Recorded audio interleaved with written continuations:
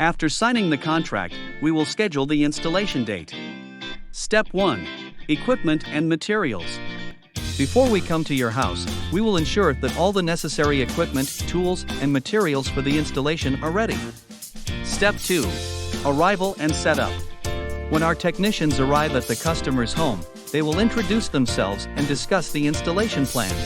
They will evaluate the installation site, confirm the best location for the heat pump unit. Step 3.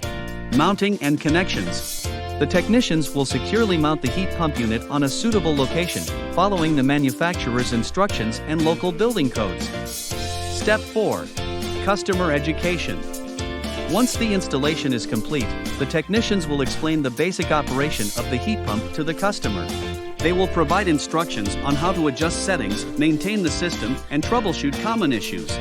If you have any concerns or questions, feel free to talk to them. Step 5. Cleanup.